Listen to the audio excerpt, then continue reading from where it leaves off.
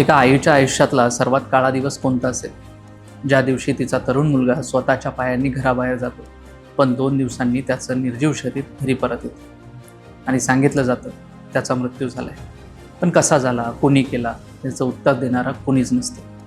ही गोष्ट आहे बेंग्या पवारची आणि त्या प्रश्नाची, जो प्रश्न तब्बल 15 वर्ष न्यायालयाच्या दारात उभा होता. मे 2011 हिंगोली जिल्ह्यातल्या सेनगाव तालुक्यातील वढोणा गाव. गावाच्या एका टोकाला पारधी समाजाची छोटीशी वस्ती.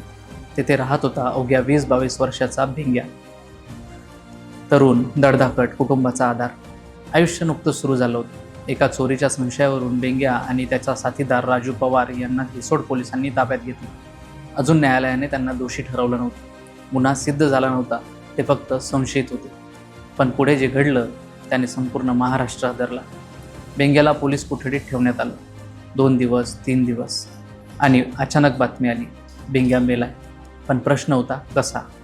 घरातून स्वतःच्या पायांनी गेलेला मुलगा अचानक मृतदेह बनून परत आला होता. त्याच्यासोबत असलेला राजू घाबरलेला होता. इतका घाबरलेला होता की त्याने जर तोंड उघडलं तर पुढचा नंबर आपलाच लागेल अशी त्याला भीती होती. पण शेवटी त्याने नातेवाईकांना सांगितलं कोठडीत बेंग्याला मारहाण झाली होती. तो आरोप संपूर्ण पारधी समाजासाठी धक्का होता. बेंग्याने चोरी केली होती की नाही हा निर्णय न्यायालयाने द्यायचा होता. जर तो दोषी असता तर शिक्षा झाली असती, पण न्यायालयात उभं राहण्याची संधी त्याला मिळालीच नाही. कोठडीतच त्याचा जीव गेला. यानंतर वढोणा गावातून आवाज उठला. बेंग्याच्या कुटुंबियांनी रिसोड पोलिसांना जाब विचारला, पण समाधानकारक उत्तर मिळालं नाही. मग पारधी समाज रस्त्यावर उतरला. भर उन्हात मोर्चा निघाला.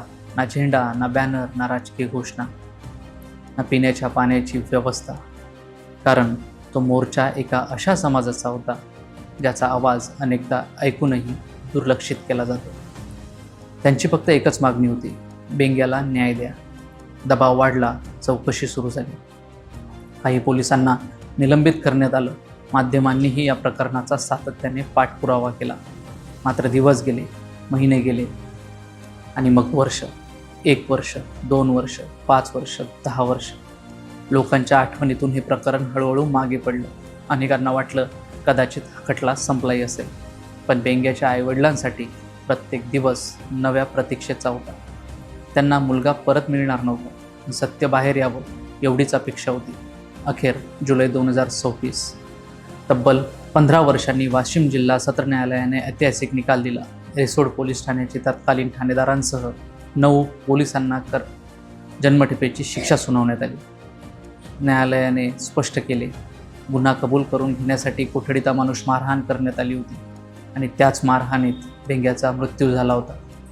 हा निकाल फक्त एका कुटुंबाचा विजय नव्हता, तर हा संदेश होता की गणवेश कितीही मोठा असला तरी कायद्यापेक्षा मोठा कोणीही नाही.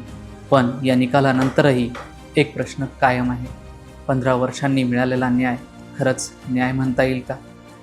बेंग्याची आई आपल्या मुलाला परत मिठी मारू शकेल का? त्यांचं हरवलेलं तारुण्य, त्याची स्वप्न, त्याचं आयुष्य कोण परत आणणार? आजही भारतात कोठडीतील मृत्यू अनेक प्रकरणं समोर येतात. काहींची चौकशी होते, काहींची फाईल बंद होते आणि काहींची नावंसुद्धा लोक विसरून जातात.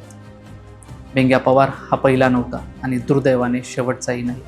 लोकशाहीची खरी ताकद ही फक्त गुन्हेगारांना शिक्षा करण्यात नाही, तर निर्दोष किंवा संशयित व्यक्तीलाही कायद्याने दिलेले अधिकार सुरक्षित ठेवण्यात आहे. कारण जोपर्यंत न्यायालय दोषी ठरवत नाही तोपर्यंत प्रत्येक व्यक्ती ही निर्दोष मानली जाते. ही फक्त कायद्याची ओळ नाही, तर लोकशाहीचा पाया आहे. 15 वर्षांनी न्याय मिळाला, पण एका आईचा मुलगा परत आला नाही. बेंग्या पवार आज आपल्यासोबत नाही, पण त्याच्या मृत्यूने एक प्रश्न कायमचा जिवंत ठेवला आहे. कोठडी ही न्यायाची जागा आहे की शिक्षेची?